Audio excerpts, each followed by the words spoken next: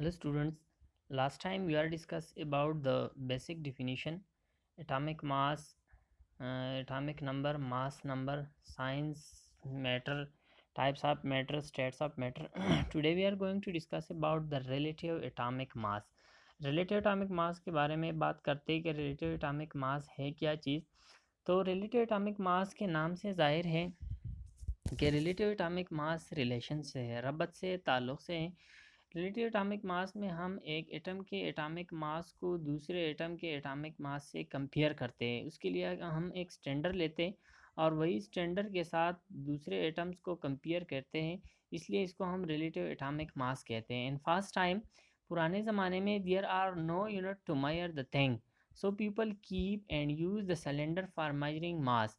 पुराने ज़माने में ऐसा होता था कि एक स्टैंडर्ड नहीं था, एक यूनिट नहीं था कि लोग इसके साथ चीज़ों की मास को मेजर करें, चीज़ों की वेट को मेजर करें, इसलिए वो सिलेंडर रखते थे। फॉर एग्जांपल एक बड़े ब्लॉक यहाँ पर हमने लिखा है, अब यहाँ पर हमने ड्रा किया है, आप लोग देख सकते हैं कि एक बड़े ब्लॉक का वज़न करना था, 20 किलोग्राम ब्लॉक का वज़न करना था, तो इसको तराजू की एक साइड पे रखा जाता था और इसके साथ सिलेंडर दूसरे साइड पे रखे जाता। फॉर एग्जांपल एक सिलेंडर रख दिया, दूसरा सिलेंडर रख दिया, तीसरा रख दिया, चौथा रख दिया, पाँचवा सिलेंडर रख दिया। 5 सिलेंडर्स रख दिए तो 5 सिलेंडर्स ने 20 किलोग्राम ब्लॉक के वज़न के बराबर हो गए। तो बार-बार ये सिलेंडर लिखना और बोलना ये बड़ी मुश्किल होता था। तो इसलिए साइंटिस्ट ने सोच लिया, the scientist think why not make a unit, a standard, कि क्यों नहीं कि हम एक स्टैंडर्ड बनाया जाए कि हमारे लिए ईज़ी बन जाए। तो इसलिए साइंटिस्ट ने एक यूनिट बना दिया, एक स्टैंडर्ड बना दिया जिसको हम किलोग्राम कहते हैं, केजी कहते हैं। अब अगर अमेरिका में देखा जाए, बरतानिया में देखा जाए, पाकिस्तान, अफ़गानिस्तान, जहाँ पर भी दुनिया में जो भी कंट्री है, जो भी मुल्क है, यहाँ पर देखा जाए तो किलोग्राम का सेम ही वज़न है। इस तरह एटम जो है ये मादे के छोटा ज़र्रा है, the smallest part of matter is called atom. इसलिए इसका वज़न करना ग्राम या किलोग्राम में बहुत बड़ी मुश्किल है, बहुत बड़ी मुश्किल है इसका वज़न करना ग्राम या किलोग्राम में।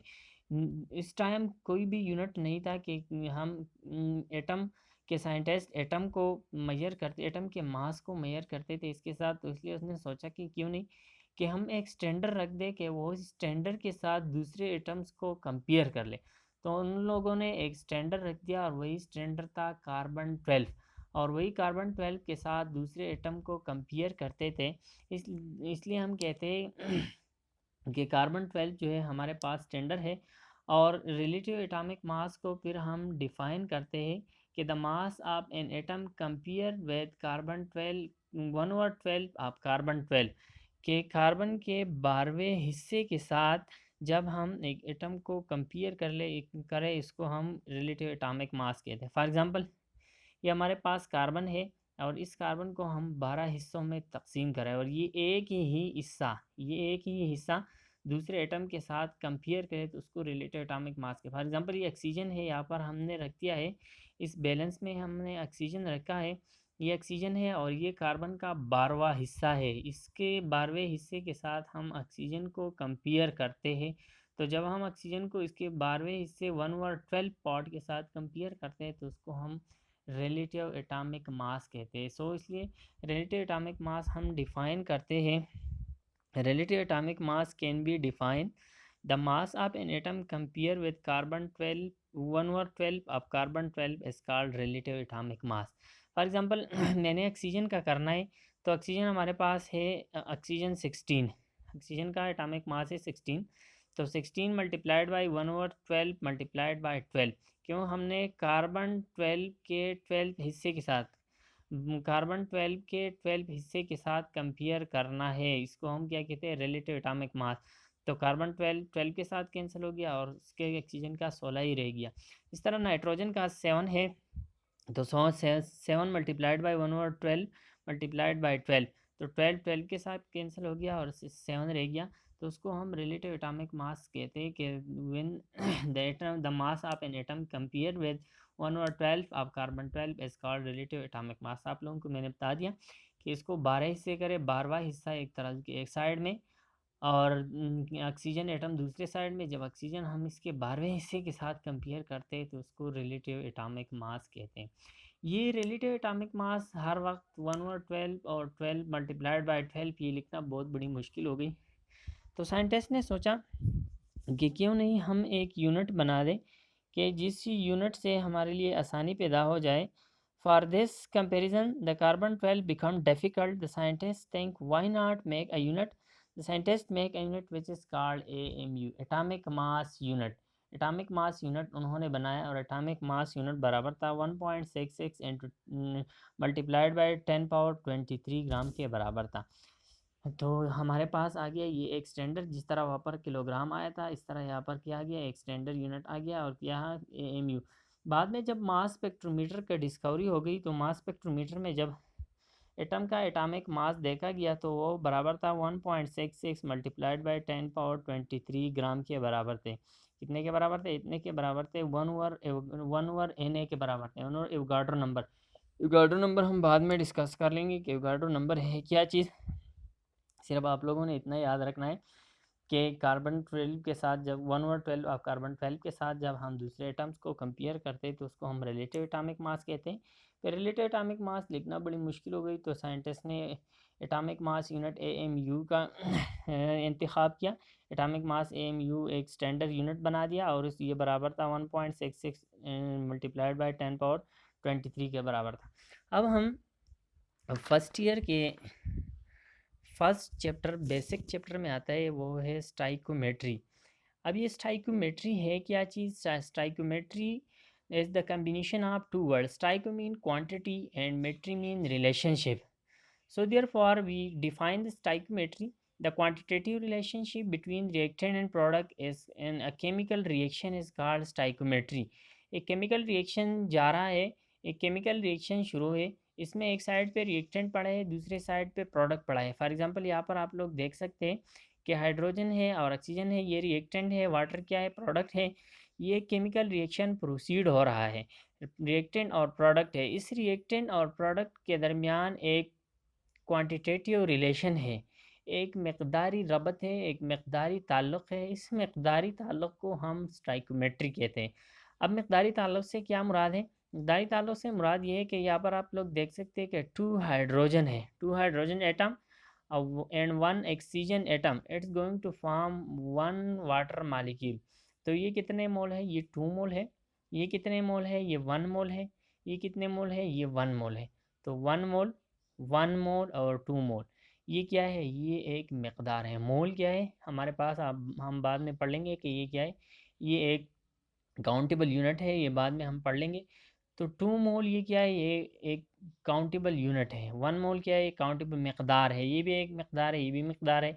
तो इसलिए हम ये कहते हैं कि 2 मोल हाइड्रोजन और 1 मोल ऑक्सीजन मिलकर कितने मोल वाटर बनाते हैं। तो ये क्या है? इसके दरमियान में एक मकदारी ताल्लुक़ है और इस मकदारी ताल्लुक़ को, इस क्वांटिटेटिव रिलेशन को हम क्या कहते हैं? स्टाइकोमेट्री कहते हैं। फॉर एग्जांपल दूसरा एग्जांपल हम लेते हैं कि 2 ग्राम हाइड्रोजन 1 ग्राम ऑक्सीजन मिला के 3 ग्राम वाटर बनाते हैं। कितने वाटर? 3 ग्राम वाटर बनाते हैं। फॉर एग्जांपल जनरल एग्जांपल हम लेते हैं, तो 2 ग्राम हाइड्रोजन होते नहीं 2 ग्राम हाइड्रोजन 1 ग्राम ऑक्सीजन मिलके 3 ग्राम ऑफ वाटर बनाते हैं। 3 ग्राम ऑफ वाटर, तो ये क्या है? ये एक मकदार है। ग्राम क्या है? मकदार है। 1 ग्राम क्या है? ये भी एक मकदार है। 3 ग्राम क्या है? ये भी एक मकदार है। इसके दरमियान रबत है, ताल्लुक़ है कि 2 ग्राम हाइड्रोजन और 1 ग्राम ऑक्सीजन मिलके कितने ग्राम वाटर बनाते हैं। तो ये क्या है? ये एक क्वांटिटेटिव रिलेशन है। तो इसलिए हम कहते हैं कि the quantitative relationship between reactant and product is called stoichiometry. इस यहाँ पर स्टाइकोमेट्री में क्वांटिटेटिव रिलेशनशिप पे 2 लॉ एक्ट करते हैं। फर्स्ट लॉ है law of conservation of mass. Law of conservation of mass कहते हैं according to this law matter can not be created, can not be destroyed during a chemical reaction but it convert from one form to another form. Law of conservation of mass क्या कहते हैं कि एक कीमियाई तामुलात, एक chemical reaction के दौरान मादा न पैदा किया जा सकता है न पनाह किया जा सकता है, बल्कि एक हालत से दूसरे हालत में तब्दील किया जाता है। ये एक हालत में दूसरी हालत, एक हालत से दूसरी हालत में तब्दील किया जाता है। फॉर एग्जांपल यहाँ पर आप लोग देख सकते हैं कि ये क्या है? ये हाइड्रोजन है, ये क्या ऑक्सीजन है। 2 ग्राम हाइड्रोजन है, 1 ग्राम ऑक्सीजन है, 3 ग्राम वाटर बनाते हैं। 3 ग्राम वाटर बनाते हैं। अगर मैं कहो यहाँ पर कि ये 1 ग्राम वाटर बनाते हैं, कितने ग्राम वाटर बनाते हैं? 1 ग्राम वाटर बनाते हैं। 2 ग्राम हाइड्रोजन 1 ग्राम ऑक्सीजन मिल के 1 ग्राम वाटर बनाते हैं। तो ये 2 ग्राम यहाँ पर कितने 3 ग्राम है, यहाँ पर कितने आ गए 1 ग्राम। ये 2 ग्राम कहाँ पे चला गया, या ये तो साइड प्रोडक्ट बन गया, क्या बन गया, दूसरे प्रोडक्ट बन गया, या ये गैस फॉर्म में क्या हो गया, एवापोरेट हो गया। इसलिए ये हम कहते हैं कि मादा न तो पैदा किया जा सकता है न पना। ये हाइड्रोजन और ऑक्सीजन पना नहीं हुआ, ये डिस्ट्रॉय नहीं हुआ, ये कहीं भी नहीं चला गया, या ये तो कहीं दूसरी साइड प्रोडक्ट बन गया है इससे, या क्या हो गया, या ये गैस की फॉर्म में एस्केप हो गया है। तो हम ये कह सकते हैं कि law of conservation of mass कहते हैं कि according to this law matter can not be created, can not be destroyed during chemical reaction but it convert from one form to another form. ये एक हालत से दूसरी हालत में तब्दील हो जाते हैं। एक हालत से दूसरी हालत में कैसे? फॉर एग्जांपल ये हाइड्रोजन गैस है, ऑक्सीजन गैस है, वाटर क्या है, ये लिक्विड है। गैस है, ये क्या है, लिक्विड है। एक हालत से दूसरी हालत में तब्दील हो गया, न पनाह हो गया, न क्या हो गया, पैदा हो गया। अगर 3 ग्राम की हम बात कर ले तो यहाँ पर 2 ग्राम हाइड्रोजन 1 ग्राम ऑक्सीजन, 3 ग्राम क्या, वाटर। यहाँ पर न हाइड्रोजन पैदा हो गया, न क्या हो गया, पनाह हो गया। यहाँ पर भी हाइड्रोजन है, यहाँ पर भी हाइड्रोजन है, यहाँ पर भी ऑक्सीजन है, यहाँ पर भी ऑक्सीजन है। या सिर्फ क्या हो गया, एक हालत से दूसरी हालत में, वहाँ पर गैस की हालत में था, यहाँ पर क्या हो गया, लिक्विड की हालत में आ गया। एक हालत से दूसरी हालत में क्या हो गया, कन्वर्ट हो गया, तब्दील हो गया। दूसरी लॉ है लॉ ऑफ कांस्टेंट कंपोजिशन। अब ये लॉ ऑफ कांस्टेंट कंपोजिशन का स्टेटमेंट क्या है, ये क्या कहते हैं, ये लॉ कहते हैं कि this law state that the composition of pure chemical compound is always remain constant where it obtain from any source. ये ला कहते हैं कि हमारे पास जब प्योर केमिकल सब्सटेंस है तो इसकी कंपोजिशन कांस्टेंट रहेगी। अगर ये आप कहीं से भी ले लें, कहीं जहाँ से भी ले लें, जिस सोर्स से भी ले लें, इसका कंपोजिशन कांस्टेंट होगा। फॉर एग्जांपल वाटर है, अगर वाटर आप नदी से ले लें, नाली से ले लें, राइवर से ले लें, ग्लेशियर से ले लें, जहाँ से भी ले लें, तो इसका कंपोजिशन कांस्टेंट रहता है 2:1। 2 हाइड्रोजन होगा, 1 ऑक्सीजन होगा। अगर ये प्योर केमिकल सब्सटेंस है, दूसरे किसी चीज़ की मिलावट नहीं हो, अगर प्योर वाटर है, जहाँ से भी ले लें, इसका कंपोजिशन कांस्टेंट रहता है, 2:1 रहता है। तो लॉ ऑफ कांस्टेंट कंपोजिशन क्या कहते हैं कि the pure compound is always the mass of this law state that the composition of pure compound is always remain constant with it obtained from any source. जहाँ से भी ले लें, इसका कंपोजिशन कांस्टेंट रहता है। अब मोल की कंसेप्ट की बात करते हैं कि मोल है क्या चीज़, बहुत ही इंपॉर्टेंट चीज़ है। तो मोल हमारे पास एक काउंटेबल यूनिट है, एक शुमार करने वाला यूनिट है। जिस तरह के हमारे पास डजन है, दर्जन है, वो भी एक शुमार करने वाला यूनिट है कि एक दर्जन में कितना होते हैं, 12 होते हैं। इस तरह के हमारे पास सेंचुरी है, सैकड़ा है, इसमें कितने होते हैं, 100 होते हैं। तो इस तरह मोल भी एक काउंटेबल यूनिट है। Mole as a countable unit it can be defined the amount of particle present in carbon 12 atom is called mole. Carbon 12 atom में जितने भी पार्टिकल मौजूद है, वहाँ पर हमने कहा था कि कार्बन 12 एटम में जितने भी पार्टिकल मौजूद है, AMU का हमने कहा था कि कार्बन 12 एटम में 1 AMU मौजूद होता है, और 1 AMU क्या होता है, 1 मोल होते हैं। तो जितने भी कार्बन 12 में जितने भी पार्टिकल मौजूद होता है, इसको हम क्या कहते हैं, 1 मोल कहते हैं। या सिंपली हम कहते हैं, simply we can say that the substance which contains 6.023 multiplied by 10 power 23 number of particle is called mole। मोल मैंने पहले कह दिया, मैंने पहले आप लोगों को बताया कि मोल क्या है, काउंटेबल यूनिट है। काउंटेबल यूनिट क्या है, कैसा है, एक मोल में हमारे पास 6.023 multiplied by 10 power 23 number of particle होंगे। इतने पार्टिकल जब एक सब्सटेंस में होंगे तो ये हम कह सकते हैं कि ये क्या है, एक मोल है, एक मोल है। तो मोल हम किस तरह डिफाइन करते हैं कि it is a countable unit, it is a countable unit the amount of particle present in carbon 12 atom. या सिंपली हम भी ये कह सकते हैं कि the substance which contain 6.023 multiplied by 10 power 23 number of particle is called mole. अब molar mass क्या चीज़ है molar mass when the mass of an atom expressed in mole is called molar mass. For example हमारे पास oxygen है, या carbon है, carbon 12 है, तो इसको हम 1 मोल लेते हैं, क्योंकि कार्बन 12 जो भी है 118 एलिमेंट क्यों ना हो, इसमें भी 1 मोल, ये भी वही भी 1 मोल के बराबर होंगे। तो कार्बन 12 क्या है, वो वही 1 मोल के बराबर है। 1 मोल में कितने नंबर ऑफ पार्टिकल है, 6.023 multiplied by 10 power 23 number of particle है।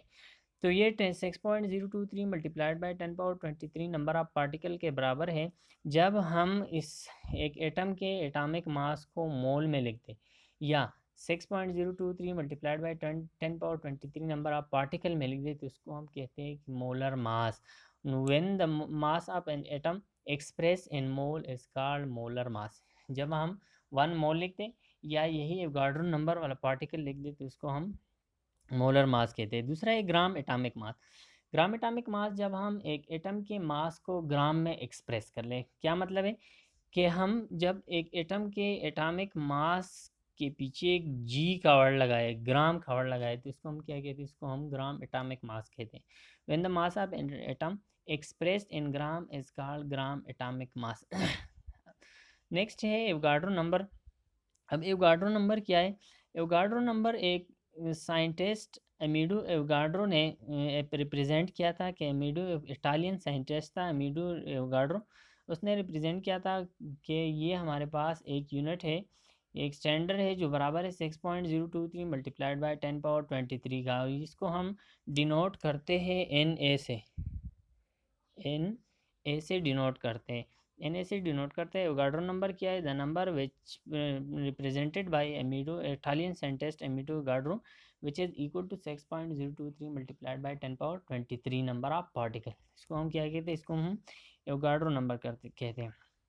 अब ये मोल कैलकुलेशन किस तरह करते हैं, ये बहुत सी इंपॉर्टेंट टॉपिक है। तो मोल कैलकुलेशन के लिए सेवरल स्टेप्स होते हैं।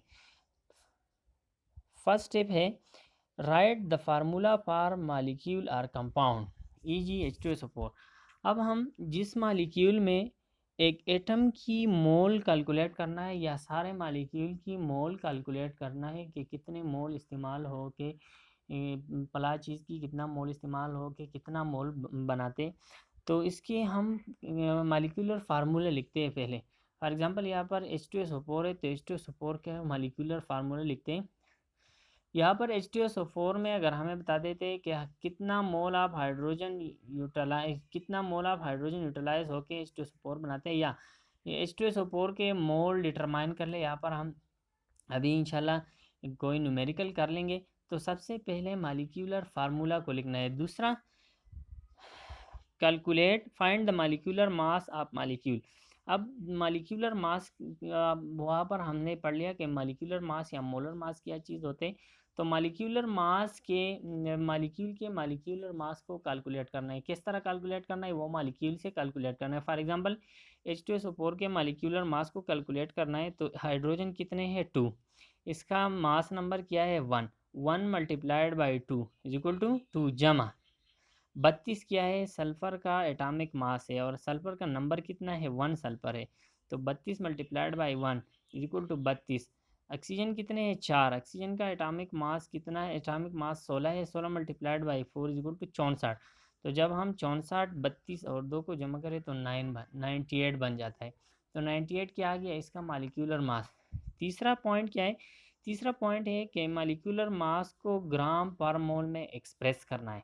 ग्राम पर मोल में एक्सप्रेस करने के क्या मतलब है कि जस्ट सिर्फ ये 98 के पीछे ग्राम पर मोल लिखना है। तो ये 3 पॉइंट्स हैं। सबसे पहले पॉइंट है कि मालिक्यूल का मालिक्यूलर फार्मूला लिखना है। दूसरा पॉइंट ये है कि इसको मालिक्यूलर मास कैलकुलेट करना है। तीसरा पॉइंट ये है कि इसको ग्राम पर मोल में एक्सप्रेस करना है। अब मोल कैलकुलेशन हमारे पास 2 टाइप्स है, एक है मोल पार्टिकल कैलकुलेशन, एक है मोल मास कैलकुलेशन। तो मोल मास कैलकुलेशन के लिए फार्मूला यूज होता है mole is equal to mass in gram, या given mass divide by molecular mass. Molar mass का क्या, गिवन मास का क्या मतलब है? गिवन मास हमें न्यूमेरिकल प्रॉब्लम में दिया होता है। डिवाइड बाय मोलर मास क्या होता है? मोलर मास जब हम एक मालिक्यूल के मालिक्यूलर फार्मूले से कैलकुलेट करते हैं, जिस तरह हमने 98 ग्राम पर मोल कैलकुलेट किया, तो ये क्या है? ये हमारे पास मोलर मास है।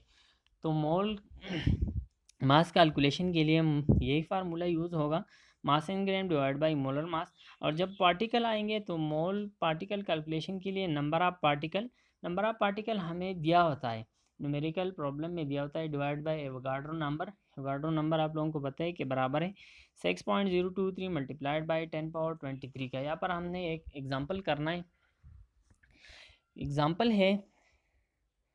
एग्जाम्पल में कि how many mole are there in 60 gram of sodium hydroxide, कि सोडियम हाइड्रोक्साइड के 60 ग्राम में कितने मोल होंगे।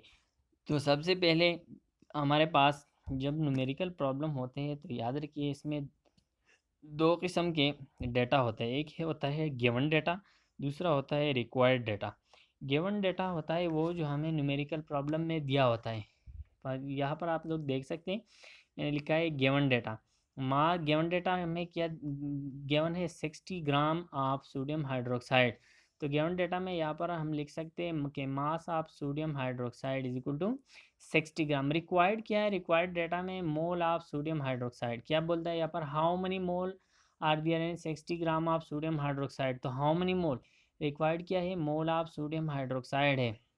तीसरे जब हम न्यूमेरिकल प्रॉब्लम को हमें स्टेप वाइज करना है, सोल्यूशन की तरफ हम आते हैं according to mole formula. Mole formula क्या है यहाँ पर, ये क्या है, ये मोल मास कैलकुलेशन है। ग्राम क्या है, मास है, पार्टिकल नहीं है, नंबर ऑफ पार्टिकल नहीं है, मास है। तो mole is equal to mass in gram divided by molar mass. Mole is equal to mass in gram divided by molar mass. M का मतलब है मोलर मास। तो mole is equal to 60 gram divide by molar mass. अभी हमने इस फार्मूले से calculate करना है, फार्मूला हमें दिया गया है। तो सोडियम कितना है, सोडियम का एटॉमिक मास है 23। कितने सोडियम है, 1 सोडियम है, मल्टीप्लाइड बाई 1। ऑक्सीजन कितने है, 1 है, इसका है 16 मल्टीप्लाइड बाई 1। हाइड्रोजन कितना है, 1 मल्टीप्लाइड 1 मल्टीप्लाइड बाई 1। तो कितना हो गए, 1 + 16 + 23, 23 + 16 + 1 इक्वल टू 40। अब ये 40 को हम थर्ड पॉइंट हमने क्या कहा था, फर्स्ट पॉइंट हमने कहा था कि हमने सबसे पहले मालिक्यूल का मालिक्यूलर फार्मूला लिखना है। दूसरा पॉइंट हमने कहा था कि इसके हमने मालिक्यूलर मास कैलकुलेट करना है। तीसरा ये था कि इसको हमने ग्राम पर मोल में एक्सप्रेस करना है। किस चीज़ में एक्सप्रेस करना है, ग्राम पर मोल में। तो ये 40 को हम ग्राम पर मोल में किस तरह एक्सप्रेस करेंगे, ग्राम पर मोल इसके पीछे हम लिख देंगे, तो ग्राम पर मोल में एक्सप्रेस। अभी हम इसको फार्मूला में पुट करते हैं। Mole is equal to mass in gram divide by molar mass. Mass in gram हमें दिया है कितना है, 60 ग्राम है। मोलर मास कितना है, 40 ग्राम पर मोल है। तो ग्राम क्या हो गया, ग्राम के साथ कैंसिल हो गया। 40 को हम 60 को हम जब 40 पे डिवाइड करें तो 1.5 आता है। तो और यूनिट हमारे पास क्या रह गया, मोल रह गया। तो इन 60 आंसर हमारे पास आ गया। सो इन 60 gram sodium hydroxide 1.5 mole is present. तो 60 ग्राम सोडियम हाइड्रोक्साइड में कितने मोल सोडियम हाइड्रोक्साइड मौजूद है, 1.5 मोल सोडियम हाइड्रोक्साइड मौजूद है। आज के लिए काफ़ी है, कल इंशाल्लाह हम एक दूसरा एग्जांपल पढ़ लेंगे। आज हमने क्या पढ़ लिया, रिलेटिव एटॉमिक मास पढ़ लिया कि रिलेटिव एटॉमिक मास क्या चीज़ है।